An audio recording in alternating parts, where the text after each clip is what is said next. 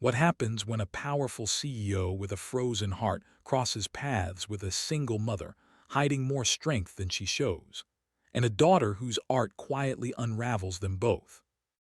In a city built on ambition and glass towers, one painting changes everything. Secrets resurface. Lines are crossed. Trust is shattered. And somewhere between silence and second chances, a love story begins, not the kind you expect, but the kind that just might stay. Subscribe to our YouTube channel for the full story. Some bridges are drawn in crayon. Others are built in the dark. Do not miss this one. Julian Vance stood before the floor-to-ceiling windows of his penthouse, the early light of morning slicing across the polished marble floors in long, sterile shafts. Beyond the glass, the city of Chicago stretched out like a mechanical beast, steel, stone, and silence. From here, 48 stories above the ground, the people below were reduced to anonymous movement, cars to glints of motion, the lake to a slab of silver. His expression, as always, was unreadable. Not stoic, not cold, simply closed. He had been awake since 5 o'clock in the morning. The rhythm of his day never wavered. Black coffee, no sugar, 30 minutes of precision training with his private fitness instructor, a silent review of the markets. Then silence again, the only company being the soft hum of the automated blinds adjusting to the light. Julian Vance was not a man who wasted words or energy. He had built Vance Holdings from a single high-risk investment fund into a sprawling empire that touched every major sector of the economy: technology, infrastructure, medical research, and media. To the public, he was a symbol of relentless excellence. To the business world, he was a strategist with the instincts of a shark and the composure of a stone.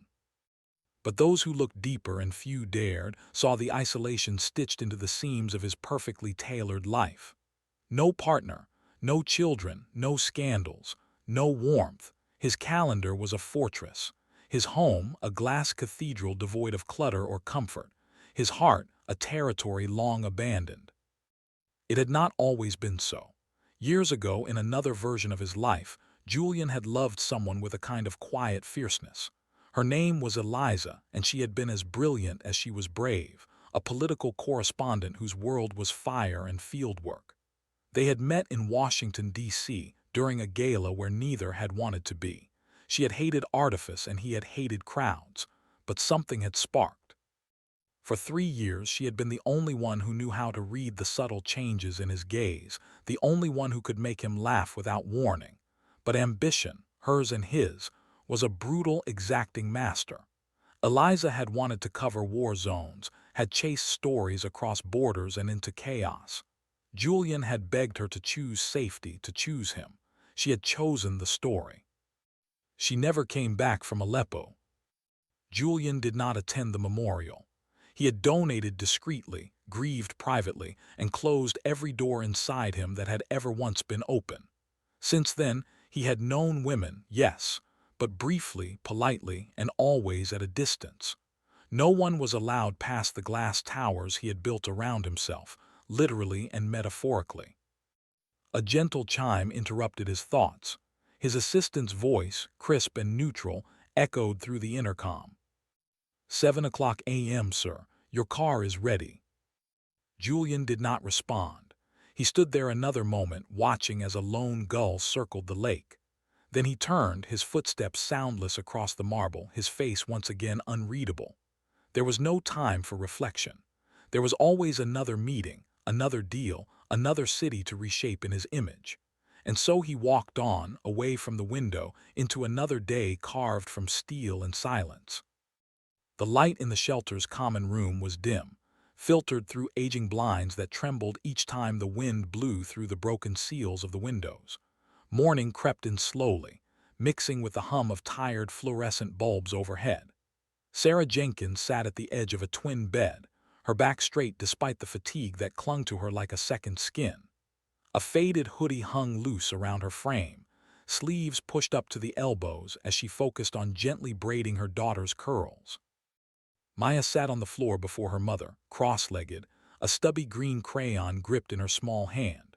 Around her, scraps of paper were scattered, some torn from library flyers, others the backs of receipts Sarah had collected from waitressing shifts and cleaning jobs. On each, a story bloomed in color: floating cities, smiling clouds, buildings with trees growing out of them like wild ideas.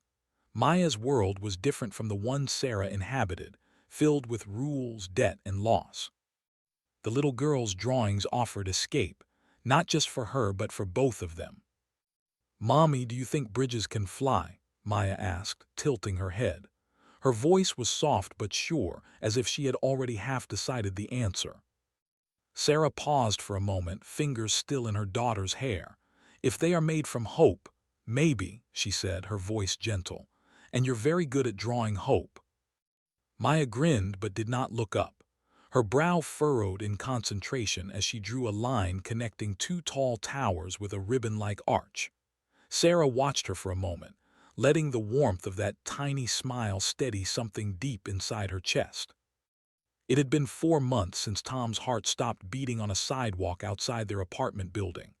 One moment he had been laughing at something Maya said, his hand still clutching a bag of groceries, and the next he was gone. The suddenness of it, like a door slamming in the dark, had left Sarah gasping for breath, not from grief alone, but from everything that followed.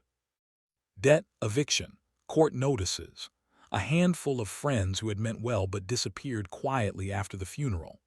The temporary housing program had placed her and Maya in the shelter 2 weeks after they lost their apartment. It was not unsafe, but it was loud, chaotic, transient, filled with stories like hers, though each bore its own scars. Still, every morning Sarah woke up and chose dignity. She walked Maya to the public school 6 blocks away, then crossed the city on foot or bus to whichever part-time job had space for her that day. She cleaned offices in the mornings and waited tables in the evenings. Her shoes were worn thin at the soles, and the laptop she once used for freelance design work now sat buried in a closet at the shelter, its cracked screen and obsolete software reminding her of a past she could not afford to chase.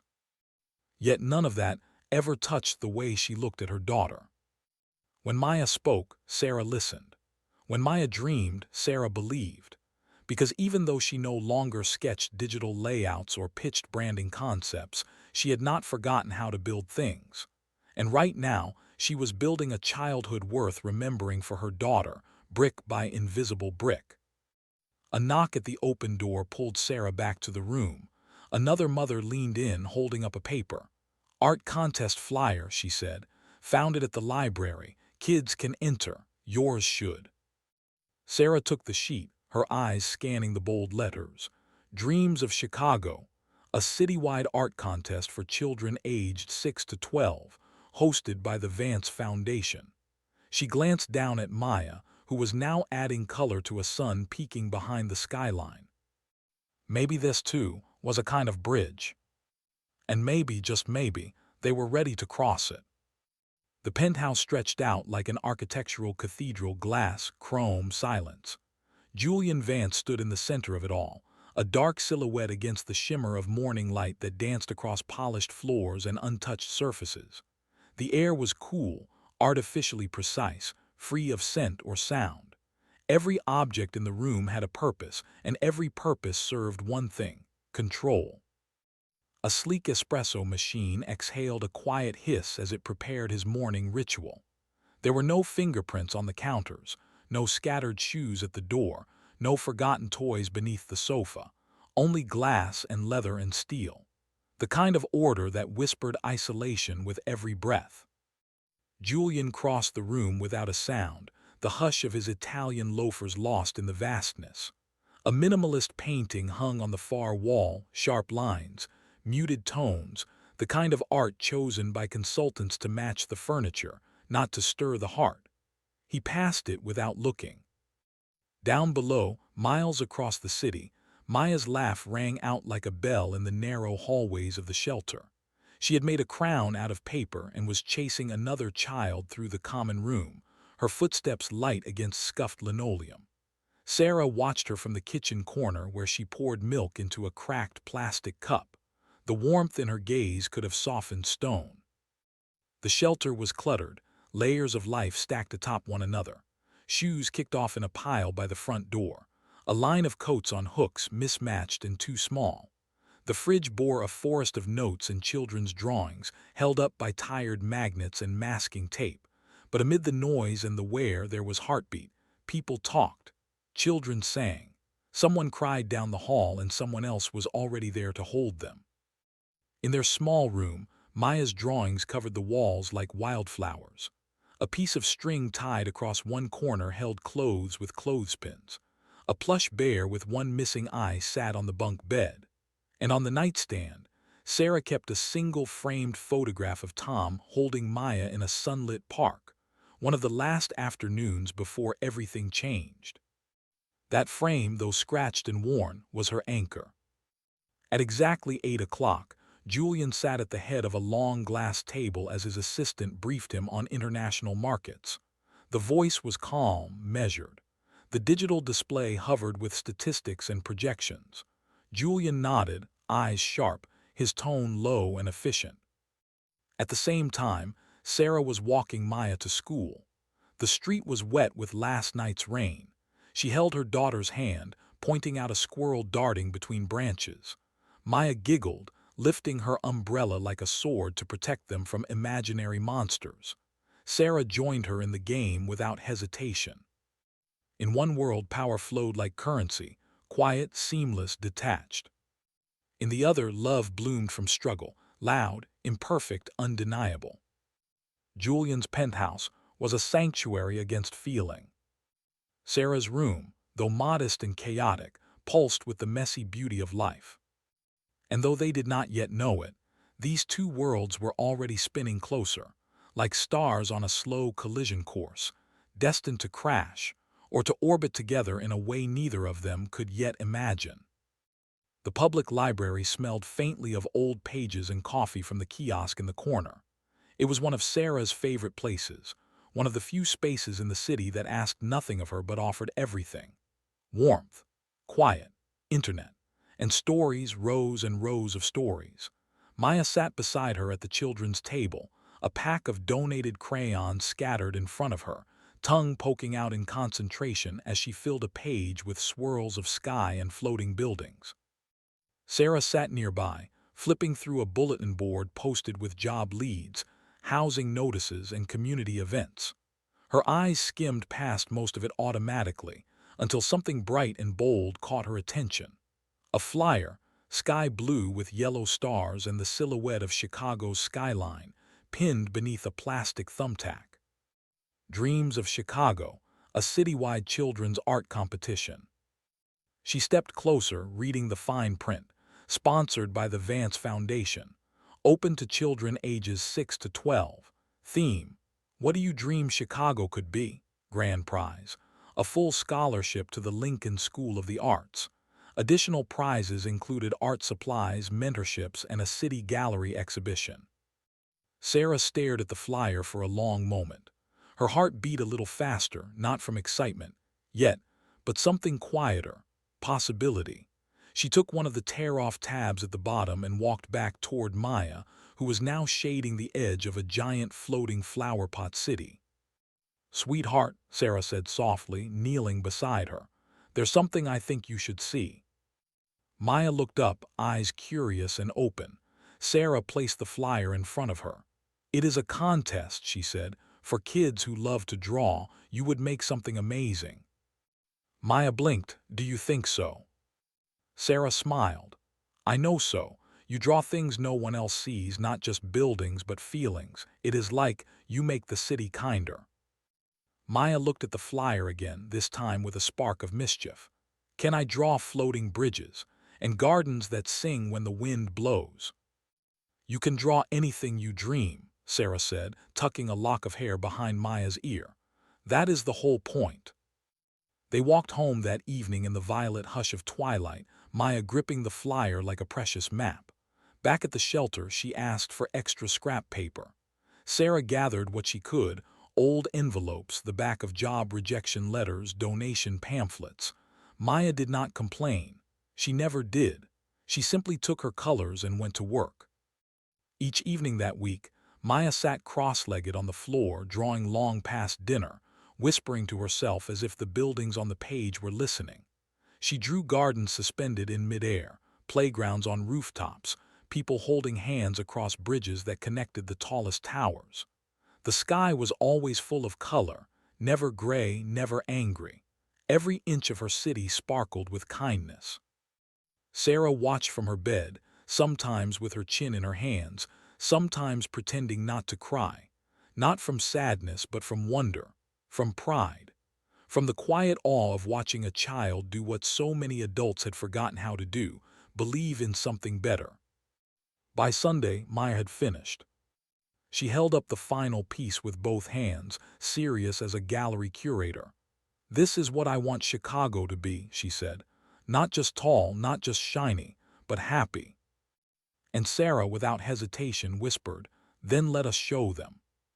The painting sat alone on a long table draped in white, surrounded by a sea of colorful submissions. There were cities made of candy, skylines wrapped in rainbows, towering robots and rocket-powered taxis zooming over the lake. But this one, Maya's, stopped people in their tracks, not because it shouted, but because it whispered with uncommon grace. A cluster of skyscrapers rose from the base of the page, unmistakably Chicago: Willis Tower, the Hancock, the curved lines of the Aqua Tower. But these buildings did not pierce the sky in cold defiance. Instead, they bloomed.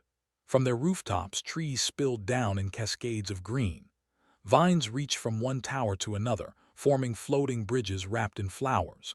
Tiny people, sketched with joyful simplicity, walked those bridges hand in hand, connecting lives across the air. Above it all, the sky shimmered in soft streaks of sunrise. No airplanes, no drones, no noise, just light and growth and laughter. In the corner, written in a child's looping scrawl, "Chicago, where everything grows toward kindness." Julian Vance stood in the center of the foundation's boardroom, arms crossed as the curators laid out the finalists. Dozens of entries from across the city had poured in, some professionally guided, others touched by raw instinct. As the team filtered through them, offering notes, Julian only half listened. He had agreed to review the top 10 as a courtesy. Normally, this would be delegated. But today, for reasons he could not fully name, he had stayed. He moved down the table slowly, eyes brushing over dragons and airships, over smiling suns and rainbow fountains. He paused once or twice, mildly impressed. Then his gaze landed on Maya's piece. Something in him stilled. It was not technique, though the color work was surprisingly nuanced. It was not polish or cleverness. It was feeling. The painting radiated it. Not naive joy, but something deeper: hope after loss, growth after quiet ruin. The kind of hope that insisted on existing even when no one invited it. Julian leaned in. "Who submitted this?" A woman from the Foundation's Arts Committee glanced at the logbook. "Let me see. Maya Jenkins, age 6, entry submitted by hand at the Uptown Branch Library. No school affiliation listed, just a shelter address." Julian did not respond right away. He studied the drawing again, his brow faintly furrowed. "Shortlist it," he said finally. "Top 3. The woman nodded, marking her clipboard. Julian straightened, but he did not walk away. Something about the piece tugged at him, something he could not articulate. It reminded him, absurdly, of a moment years ago when he had stood beside someone he loved, before everything fell apart, and watched sunlight hit the Potomac in early spring. The same strange ache, the same quiet pull toward a life that had not yet been fractured. He shook the memory off. "Get me more information," he said. "About the artist and the guardian." He paused. "I want to know who sees the city like that." Then he turned and left the room. But Maya's painting stayed in his mind long after the doors closed. The image of bridges and gardens etched quietly across the silence he had spent so long constructing. Julian stood alone in his private study, the door closed against the drone of meetings and market briefings. The light in the room was deliberately softened, designed to mimic the glow of dusk, a quiet contrast to the clinical brightness of the office floors below. On the wall before him hung a Rothko, muted burgundy over crushed charcoal.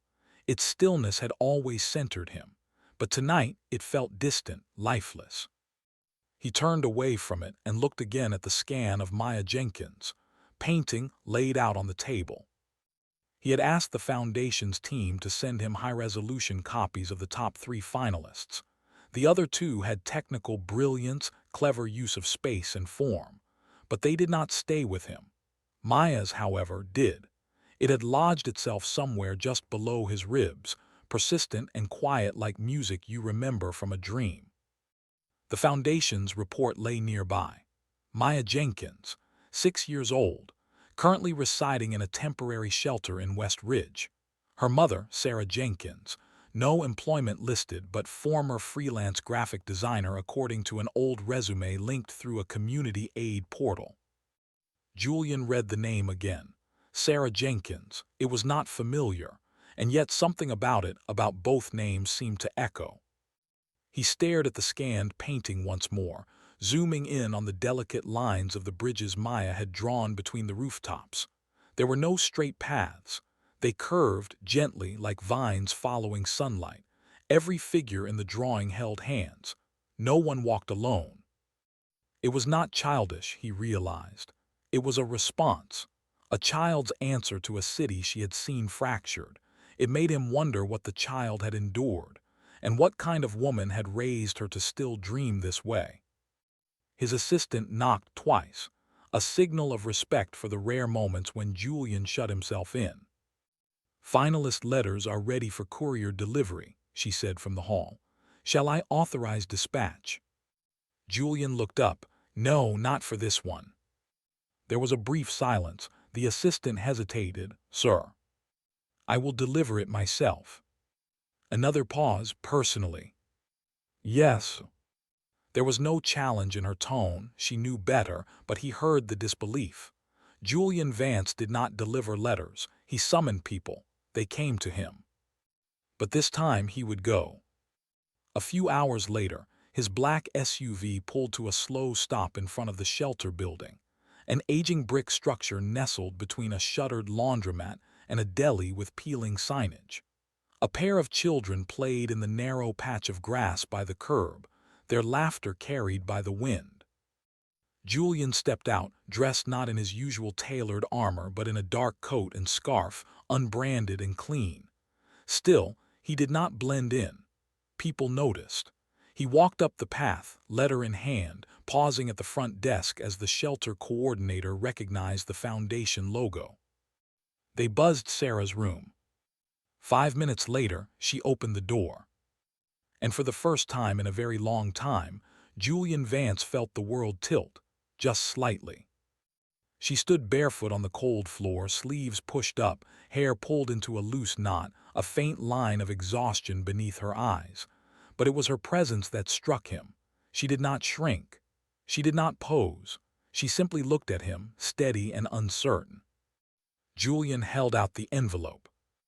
"Miss Jenkins," he said, "I am Julian Vance. I wanted to congratulate Maya. Her painting, it moved me." Sarah looked from his face to the envelope, then back again. Something unreadable passed through her expression. Behind her, Maya peeked out, crayon still in hand, a streak of blue across her cheek. Julian smiled, faint, unfamiliar, real.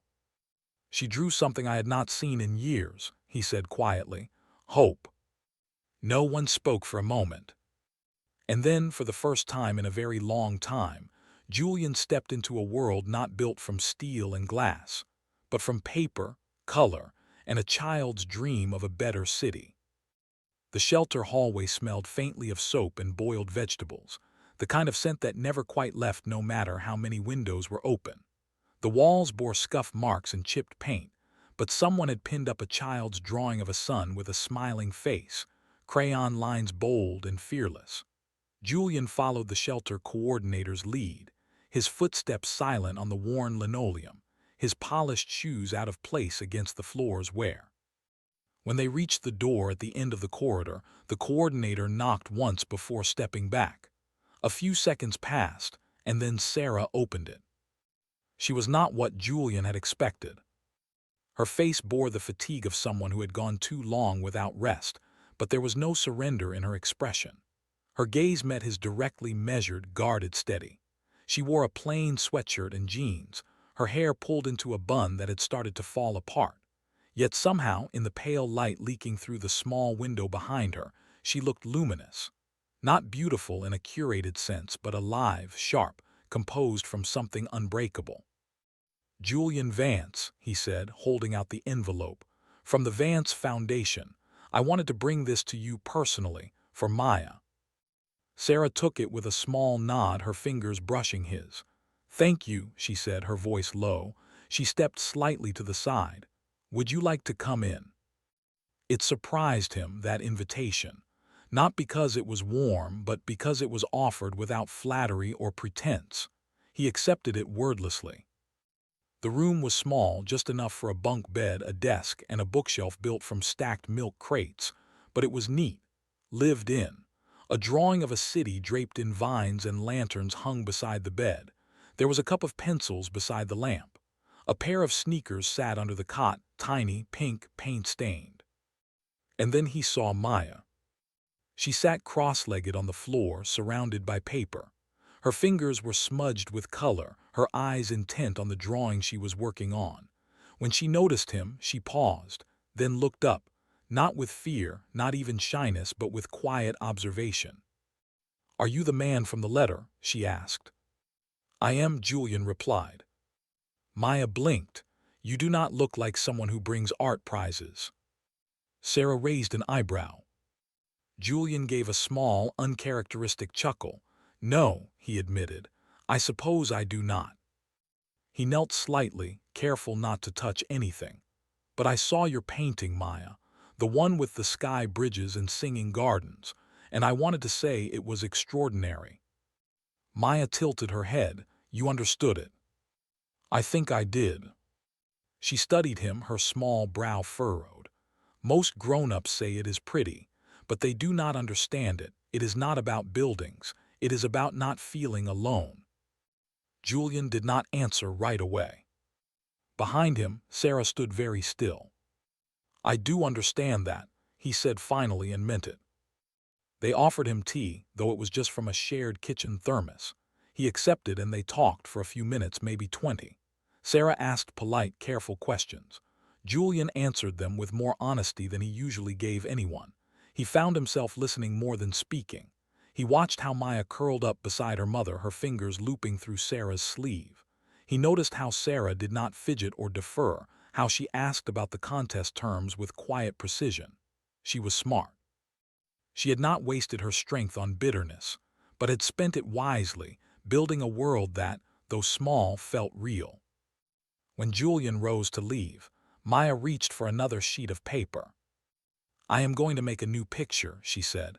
"One where the bridge grows bigger, so more people can walk on it." He paused at the door. Sarah met his gaze one last time, her expression unreadable. "Thank you for coming," she said. "It means something, even if I do not fully know what yet."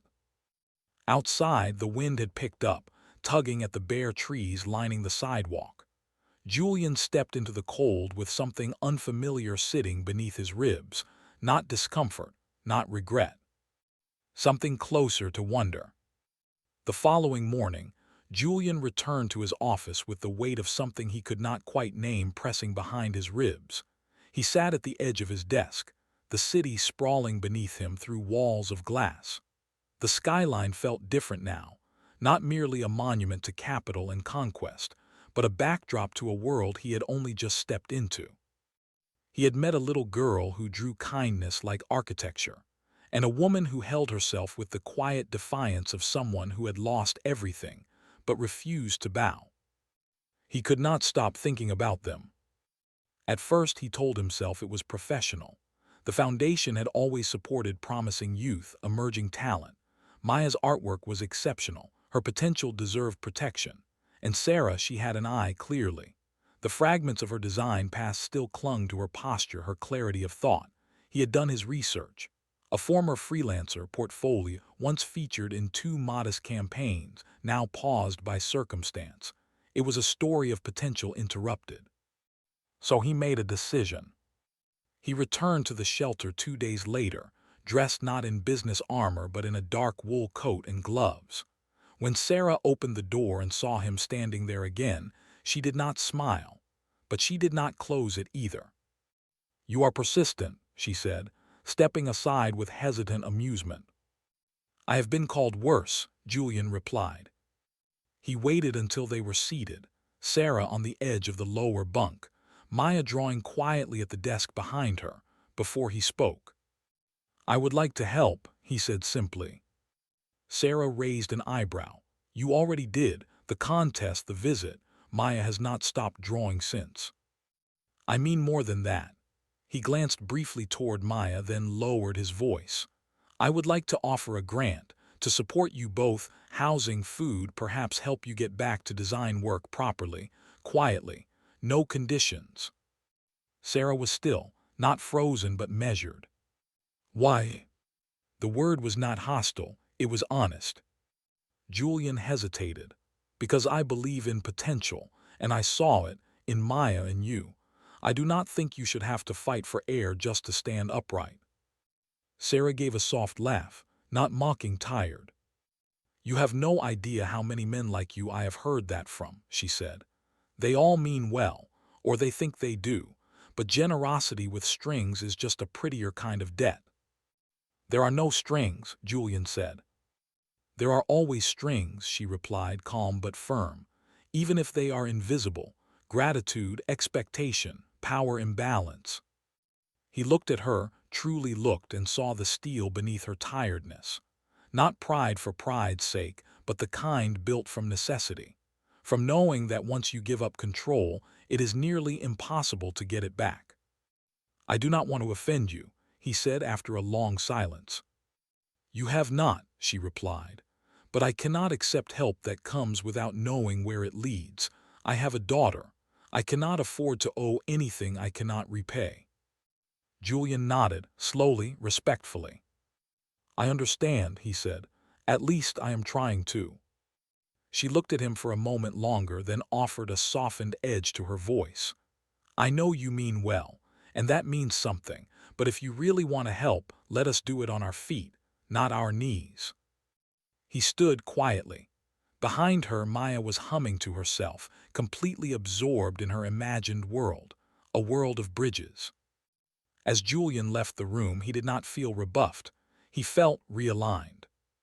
There were different kinds of strength he was learning. And Sarah Jenkins, polite as she was, would not be saved. She would choose to rise, or not at all. The next morning, Julian sat in his office overlooking Lake Michigan, the water a wide, frozen sheet under the winter sun.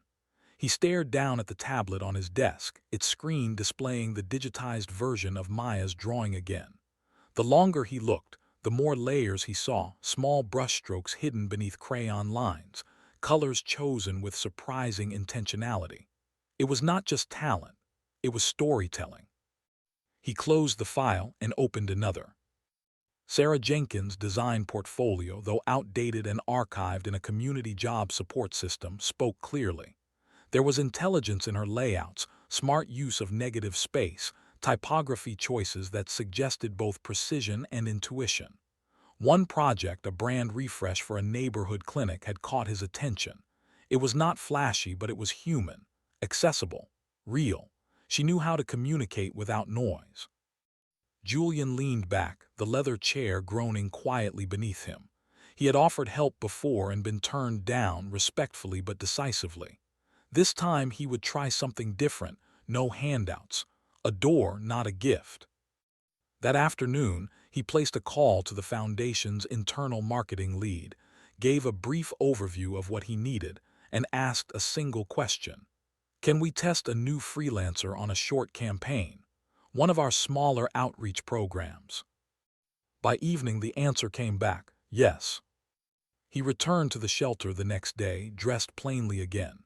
He knocked at the door, waited, and when Sarah answered, she looked surprised, though less so than the last time. "Let me guess," she said, "round two." "Not quite," Julian replied, holding a slim folder. "I have a job proposal, a real one, not charity, paid contract, short-term." She stepped back without a word and motioned for him to come in.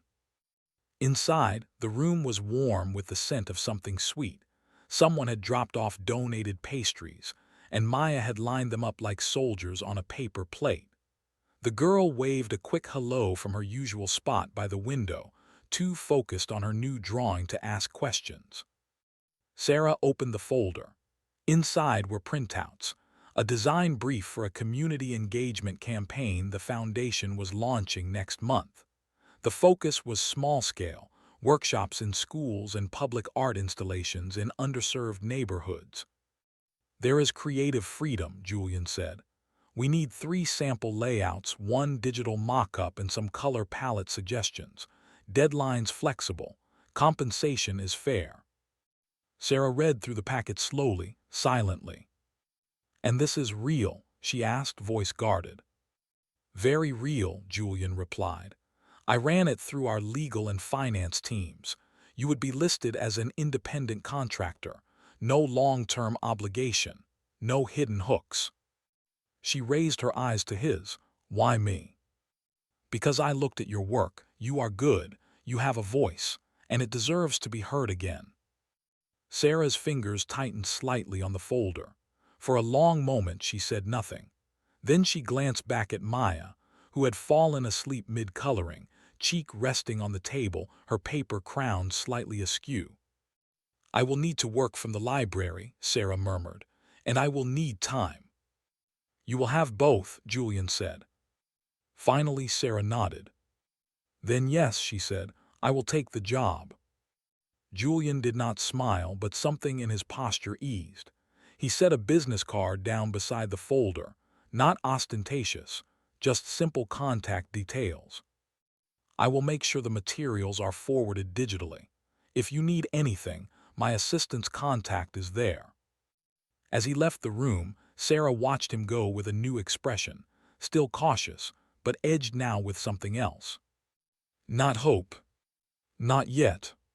But possibility. Sarah sat at a borrowed desk in the back of the public library, fingers flying across the trackpad of an aging laptop.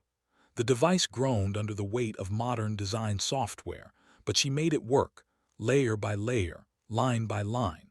Her first draft for the Foundation's community art campaign was slowly taking shape. She had not worked professionally in years, yet the muscle memory returned like a quiet tide. There was something liberating in it, in building color and message from nothing but pixels and intent. She glanced down at the concept board she had sketched in her notebook. Silhouettes of children with outstretched hands, murals growing across crumbling brick walls, the skyline reimagined with warmth. Her vision was not flashy. It was human. Each evening, Sarah would send Julian a version of her progress, and by morning a response would arrive, short, direct, but thoughtful. He never criticized without purpose, and his questions showed he was paying attention. He asked about color choice, typography, intention, emotional tone. He noticed the smallest things, not to control but to understand. After a week of this quiet exchange, Julian asked if she would be willing to meet in person to discuss revisions. Sarah agreed on one condition, that the meeting be at the library, not the office.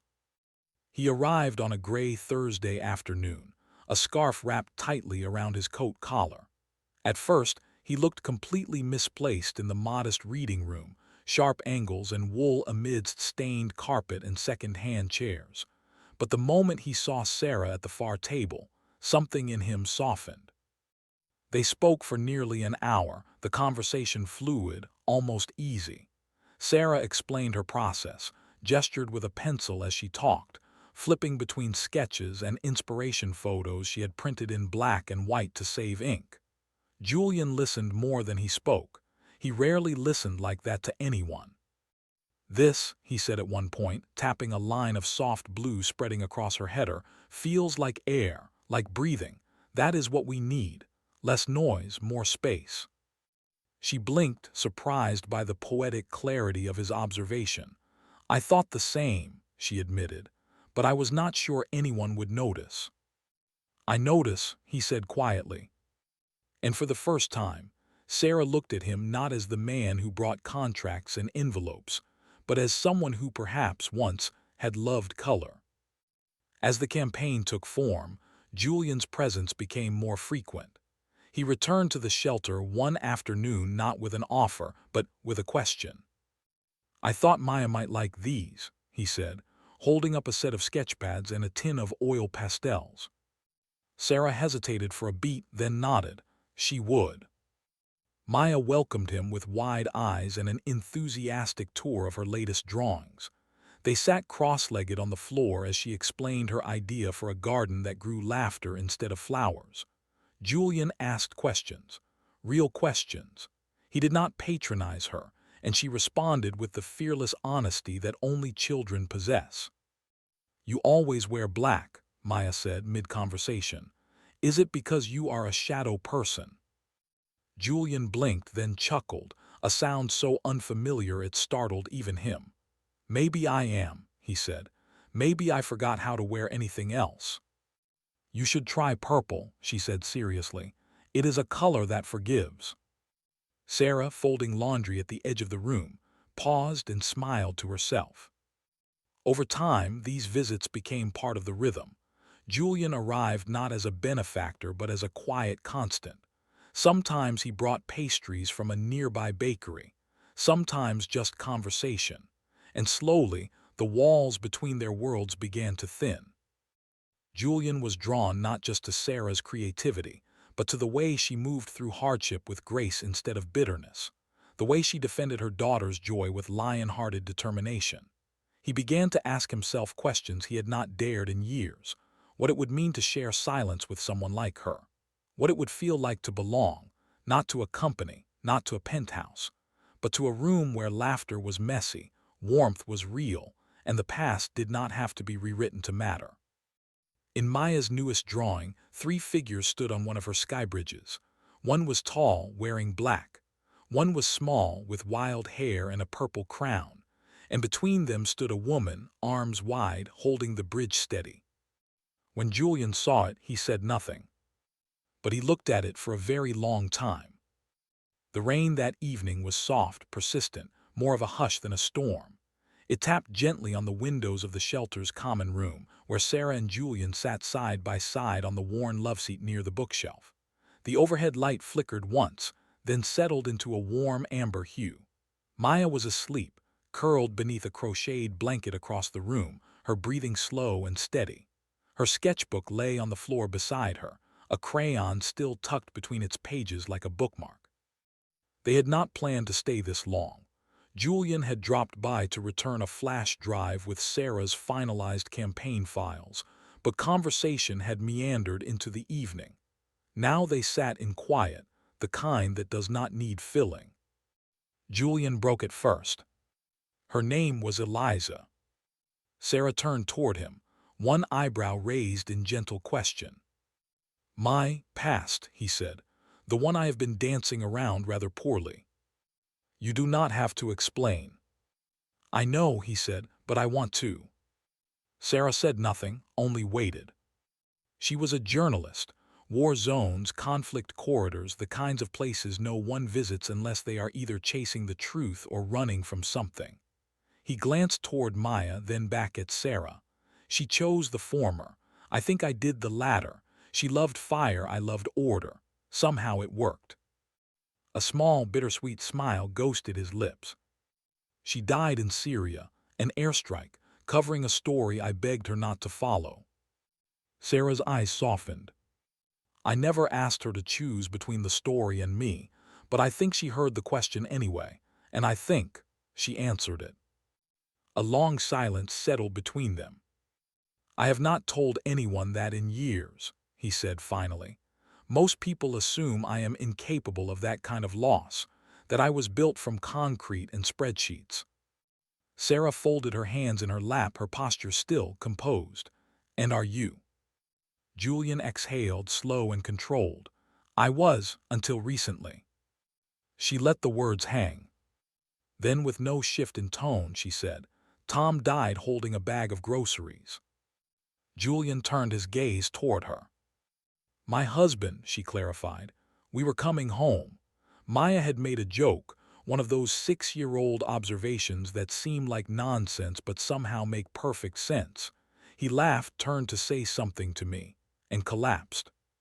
She stared ahead, her eyes not wet but bright. It was his heart, a defect no one had caught. By the time the ambulance arrived, he was gone. Julian said nothing. He knew silence could hold more respect than words. I spent the first few weeks sleepwalking, she continued. Grief felt too big, too sharp, like I was drowning and breathing at the same time. But Maya kept asking questions. She kept drawing, kept imagining better worlds. She pulled me back without even knowing it. She turned to face him. I lost everything I had built, but I did not lose what mattered, not really. I still had her, and she still had me.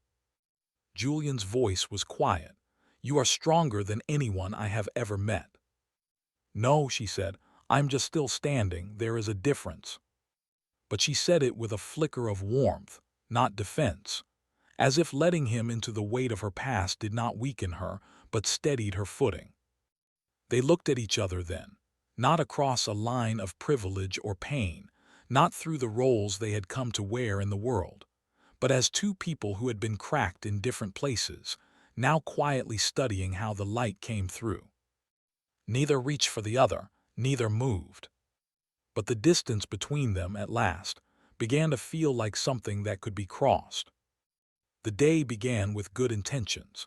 Julian had spent the morning in a boardroom flooded with light, signing off on a property acquisition in River North, another cold, clean addition to the Vance empire. But by afternoon, his thoughts had drifted again to Sarah and Maya. It happened more often now, not as an intrusion but as a shift, as though part of his mind had been rewired to include them in his calculations. He called his assistant, made a few inquiries, found a modest but tasteful apartment in a safer neighborhood close to Maya's school district with a small park nearby and a private rooftop garden. He even arranged to have it partially furnished with soft colors and child-friendly corners, not the stark modernism of his own world, something warmer. Later that evening, he returned to the shelter, the apartment details printed neatly in a folder under his arm. Sarah greeted him with a tired smile at the door. Maya was in the common room, busy with a group art session. The quiet buzz of children's voices echoed faintly through the hallway. Julian stepped into the room and offered the folder. I have something to show you, he said, an idea. She opened it slowly, her brow furrowing as she scanned the rental contract, the address, the polished photos. What is this? She asked. A temporary relocation, he said carefully. For you and Maya, just until things stabilize. The foundation can subsidize it discreetly. You would have your own space, privacy, safety. She did not answer right away. He continued, I thought it might help, a place to work without distraction, somewhere Maya could sleep without hearing a dozen conversations through the wall. Sarah closed the folder. Her hands were steady, but her voice was not warm. And you arranged all of this without asking me. Julian hesitated. I wanted it to be a gesture, a solution. I am not a problem, she said, softly but sharply. And this isn't how you help someone. You do not fix a life by plucking it out of place like a puzzle piece. He frowned slightly, caught off guard. It is just an apartment. No, it is a decision, Sarah replied, and it is not yours to make. He opened his mouth to respond, but she held up a hand. Julian, I know you mean well. I know this is coming from a good place, but I have spent months rebuilding some version of stability for Maya. Here in this neighborhood, at that school, we have teachers who know her name, neighbors who walk her home when I run late. I have access to the library's design software, friends who know how to help without asking questions. You think this shelter is the worst thing about our life, but it is the reason we are still standing. Her eyes softened, but her voice stayed firm. When you make choices like this without me, it feels like you do not trust that I can make them for myself. Julian stepped back, the words sinking deeper than he expected. I thought I was helping, he said, more quietly this time. And I thought you were listening, she answered. Silence fell between them. From the hallway, the sound of Maya's laughter floated in. The warmth of it cut through the tension, but not entirely. "I am not ungrateful," Sarah added after a pause. "But if we are going to walk alongside each other in any way, it has to be beside, not in front, not behind." Julian nodded slowly, but his expression was unreadable. Something in his chest, the part that wanted to provide, to protect, to control, tightened and cracked. He had once thought of generosity as the ultimate act of care. Now he was beginning to understand that real kindness sometimes meant restraint. The first time he showed up, it was just a voice, faint and crackling through the static of an old pay-as-you-go phone Sarah kept in case of emergency. She had stepped outside the shelter to take the call, the wind off the lake biting at her cheeks, a bag of groceries pressed to her side. "Sarah," the voice said, "it has been a while." She recognized it immediately. Alan, her late husband's cousin, not close, not trusted, just tolerated in the distant way one tolerates family who turn up only when it benefits them. "What do you want?" she asked, her tone already flat with weariness. "Let's not play cold, Sarah. I have been going through Tom's old records, sorting some estate matters, found a few unpaid pieces, and it got me thinking maybe we should talk." Sarah's stomach dropped. "There is no estate, we lost everything." "You sure?" he said smoothly. "Because I heard you are getting cozy with a man who has everything. What is his name?" "Vance." She did not answer. The silence was its own confession. "I am not asking for a lot," Alan continued. "Just what's fair. Tom owed me, and I am happy to forget it if you can help me out. A few thousand, maybe. Easy for a guy like that. I can come by tomorrow." "You are not coming near my daughter," she said, voice sharp. Alan laughed. "Relax, I am not a monster, I am family, just think about what people might say if certain things came out. Tom's situation, his choices, yours." The line went dead.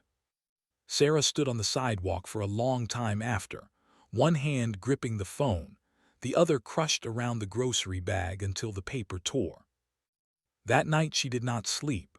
Her thoughts spiraled into old corridors of fear, court letters, unpaid medical bills, the mistakes Tom had made in desperation, debt that had followed them like smoke even after his death. She had tried to seal it all behind her to protect Maya from it, but some ghosts, it seemed, had longer arms than others. The next day, Alan made good on his promise. He waited just outside the shelter's entrance in a parked car, windows rolled down. Sarah spotted him as she returned from school drop-off, her spine stiffening. He leaned out with a smile. "Nice place, humble." She walked straight past him. "Come on, Sarah," he called after her. "You think money like that walks into your life without a price. I am offering a clean way out. But if you want this to go public, fine. Tom's debts, his medical history, that one ER visit you never reported. People might wonder what kind of mother hides things like that." Inside, Sarah gripped the front desk counter, willing herself not to cry. She had fought so hard to build a small world of safety for Maya, earned every inch of peace. And now, once again, someone was standing outside that world, threatening to set it on fire. That evening she told no one. Not Maya, not the staff, not even Julian, not yet. She needed time, she needed control, she needed to think. But something inside her had shifted. The past had returned. And this time it was not knocking. It was already inside the walls. Julian paced the length of his office, hands in his pockets, jaw tight with focus. On the glass table in front of him lay a neatly folded brochure, the Lincoln School of the Arts, a private institution known for its elite faculty, expansive studio spaces, and national competition winners. Tuition was astronomical, the waitlist legendary, but exceptions were made, especially when someone like Julian Vance made the call. He had watched Maya's talent unfold in real time. Her sketches had grown more confident, her imagination sharper, her use of color suddenly deliberate. It was not simply childish creativity, it was vision, and he could not ignore it. He told himself it was the right thing to do, a gift, an opportunity, a doorway she would never otherwise reach. He made one phone call, pulled one string. By the end of the week, Maya had been offered a private interview and art assessment. No guarantees, of course, but the doors had opened. Julian waited until the evening to mention it. He brought takeout, a quiet evening gesture he had begun to repeat, no assumptions, just company. Sarah greeted him with a weary smile, the kind she wore like armor. Maya was drawing at the corner table, humming a tune from school.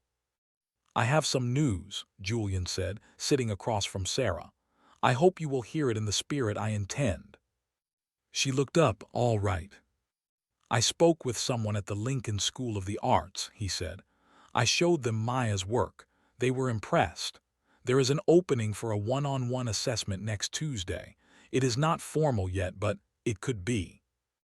There was a long, terrible pause. Sarah blinked. "You did what?" Julian's confidence faltered. "I arranged an interview, a chance to see if she might." "You did this without asking me." "I thought it would be a gift." She stood slow and quiet, the way a storm builds just before it breaks. "A gift," she repeated. "You bypassed me, Julian. You made decisions about my daughter's future, without speaking to me, without giving me the chance to consider, to prepare, to even weigh what this means for us. That is not a gift. That is control." "It was not meant that way," he said. "I only wanted what is best for her." Sarah's voice dropped, sharp with hurt. "And you think I do not? Do you think I have not dreamed of a better school, better resources, more than crayons and copy paper? Do you think I have not stayed awake every night trying to figure out how to give her everything she deserves?" Julian opened his mouth, then closed it. "You do not understand," she continued. "You never lived in a world where agency is everything you have left, where even a decision as small as when your child sleeps feels like a victory." Her hands trembled slightly, but she did not stop. "I know you care, I see that, but caring is not the same as deciding. Maya is not a project to be elevated, and I am not a problem to be solved. We are not yours to manage." The room went still. Maya looked up from the table, sensing the tension but not the reason. She opened her mouth to ask a question, but Sarah gently placed a hand on her shoulder before she could speak. Julian's voice, when it came, was quieter. "I did not mean to overstep." "But you did," Sarah said, "and that means something." There was no anger in her tone now, only disappointment, and a kind of quiet finality that cut deeper than shouting ever could. Julian nodded once and stepped back, the invisible bridge between them cracking underfoot. He had built empires by pulling levers, by arranging outcomes with elegance and precision. But with Sarah, with Maya, he had mistaken care for power. And the cost of that mistake was trust. The rain had returned, steady and rhythmic, tapping softly against the shelter's narrow windows as if echoing the hush that had settled between them. Julian stood near the door, his coat still damp, one hand resting at his side, the other clutching the envelope he had brought, plans for a revised scholarship proposal, an apology wrapped in logistics. But Sarah did not look at it. She was sitting on the edge of the lower bunk, her fingers laced tightly together in her lap, her eyes trained on the floor. The soft glow from the lamp caught the edge of her cheekbone, revealing how tired she truly was, not just in body but in soul. "I cannot do this," she said finally. Julian stiffened. "You mean today or—" "I mean this," she interrupted gently. "Us." He stood silent for a long breath. Sarah rose slowly, her spine straight, her voice steady even as her chest rose with uneven rhythm. "I know you meant well, Julian, I know that. You were trying to help, to lift Maya up, to give us both something better. But help that takes away choice is not help, it is intrusion." He opened his mouth, but she continued. "I have spent the last 6 months learning how to stand again, not just survive, rebuild, inch by inch, dollar by dollar, choice by choice. And every time someone comes in and decides something for me, even with good intentions, it reminds me how quickly I could lose it all again, how quickly I could become someone dependent, voiceless, invisible. Her words were quiet, but they landed like truth always does, without mercy. "I care about you," she said, "more than I expected to, and that scares me. Because love, when it is unbalanced, when one person has too much power, can start to feel like a kindness that cages." Julian stepped forward. "Then let me fix it, let me learn." Sarah shook her head. "You cannot fix this, because the moment I let you, I stop being the person I have fought so hard to become." Her eyes brimmed, but the tears did not fall. "You offered me a better life, but I need to know I can build one with my own hands, even if it is slower, even if it is smaller, because it will be mine." Julian swallowed hard, something shifting in his expression, grief, guilt, clarity. He looked at her, not as a woman who was refusing him, but as a woman reclaiming herself. "I did not want to be another man who took something from you," he said quietly. "You are not," Sarah whispered. "But if I stay now, I will give something away, and I am not ready to do that." Maya stirred in her sleep behind them, a soft sigh escaping her lips. Sarah turned, instinctively checking the blanket around her daughter's small frame, her fingers tucking in the edge as if to anchor herself. When she looked back at Julian, there was no anger, no coldness, only a finality shaped by love and self-respect. "Please go," she said. "Not forever, but for now." Julian nodded once. His voice, when he found it, was raw. "If you ever need anything." "I will ask," she said, with a faint, bittersweet smile, "but not because I cannot do it alone." He left without another word. Outside, the city was slick with rain and silence. Inside, Sarah closed the door and leaned her forehead against it, breathing in deep. She had lost something soft, but she had kept something stronger. And that mattered more. The elevator doors closed behind Julian with a soft hiss, sealing him in silence as the cabin began its ascent toward the penthouse. The mirrored walls reflected a man he barely recognized, shoulders tight beneath his overcoat, hands clenched at his sides, jaw locked in thought. The lights above flickered softly as the floors ticked upward, but his mind was far below, in a cramped shelter room where he had just been asked to leave by the only woman who had made him feel human in years. When the doors opened, the world was as pristine as always. The penthouse, untouched, glass and marble, every surface gleaming. The city spread beneath him in a grid of light and movement. But for the first time, the view felt like distance, not power. A detachment, not a throne. He tossed his coat over the back of a chair and stood in the center of the room, surrounded by silence so complete it felt hostile. All his life, Julian had been the one people turned to when they were desperate. He was the man who arrived with answers, resources, the right names, the right signatures.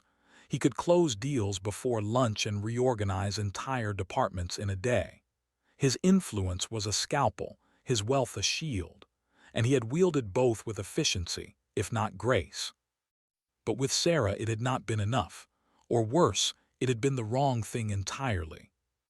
He had thought giving her and Maya a path to ease was love, thought that opening doors was the same as opening his heart. But now, the memory of her voice, calm and unwavering, echoed through him like a verdict. Help that takes away choice is not help, it's intrusion. He sank onto the leather sofa and let the weight of that truth settle. Not a sting, but a lesson, a reckoning. What had he been doing, really? Offering kindness, yes, but also control. Wrapped in velvet, yes, but control nonetheless. Because control was what he understood. It was where he felt safe. It had rules, levers, outcomes. But Sarah lived in a world without guarantees, where every act of independence was hard-earned and sacred. He had not respected that, not fully. Love, he now understood, was not fixing someone's world. It was standing in it, quietly, without rearranging the furniture. He got up and crossed the room to a wall cabinet. Inside was a painting Eliza had once gifted him, A watercolor cityscape, half complete, the brushstrokes bold but fading near the edges. He had stored it away after her death, unsure whether to display it or bury it. Tonight he brought it out. Not to hang it, not yet. Just to look. To remember. He had loved Eliza, but he had tried to cage her too, begged her to stay still in a life that had no stillness. And she had left, not because she did not love him, but because he had never made space for her to choose. And now Sarah, a different woman, a different grief, but the same mistake. Julian stood in the soft light of his too-perfect home, the painting in one hand, and whispered something into the stillness that he had not said in years. "I am sorry." Not to Eliza, not to Sarah. To himself. For taking so long to understand what real love requires. Not conquest, not brilliance, not perfection. But humility, presence, and a willingness to learn. Julian did not call. He did not text, did not show up unannounced with gifts or gestures.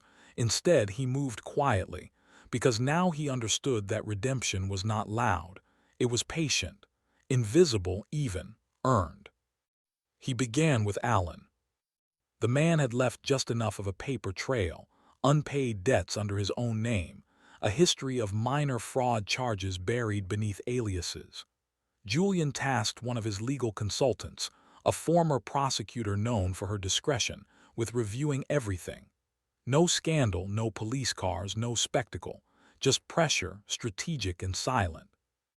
Within a week, Allen received a cease and desist order regarding any attempt to contact or harass Sarah Jenkins. Another letter followed, one that outlined the legal ramifications of spreading false or defamatory claims. Julian never signed his name. It came through a third party, neutral, airtight. But Allen understood the message. He disappeared soon after. Next, Julian turned to Maya. Through the Vance Foundation, he established a private education trust fund. It was structured carefully, under a third-party administrator, with no visible link to him or the corporation. The terms were simple. The fund would cover any school expenses Maya might face in the next 12 years, art classes, materials, even college later, should she choose that path. No ribbons, no ceremonies, just a quiet safety net. Finally, the letter.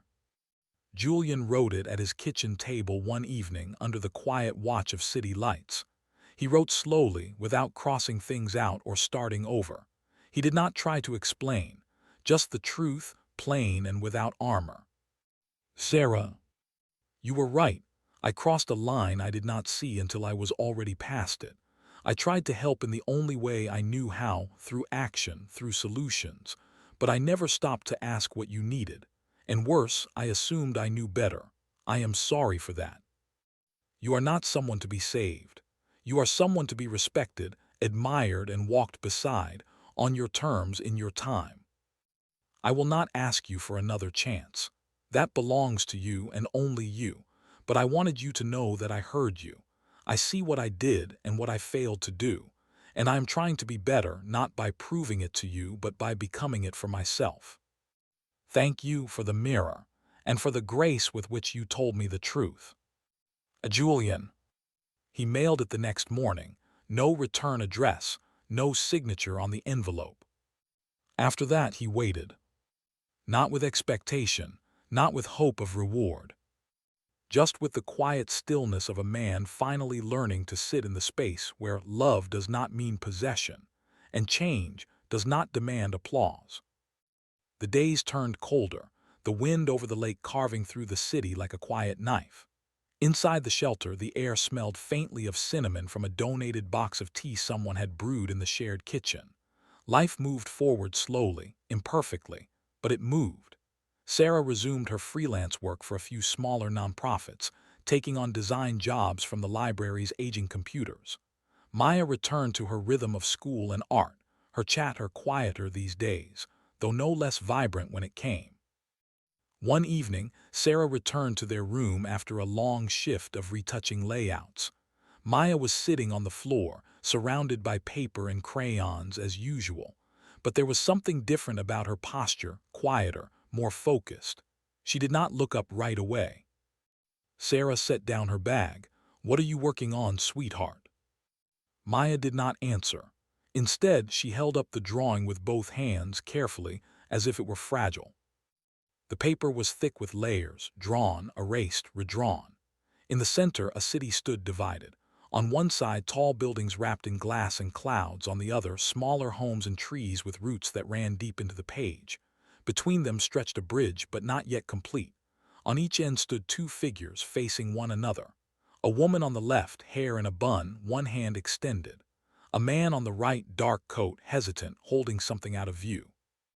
And in the middle, near the unfinished center of the bridge, a little girl sat cross-legged, drawing. Sarah stared at the image for a long time. "She is not sure if they will meet in the middle," Maya said softly. "But she is trying, because maybe the bridge is not about making them the same. Maybe it is about letting them reach each other without falling." Sarah felt her breath catch, not in pain but in awe. Maya looked up. Did he do something bad? Sarah hesitated.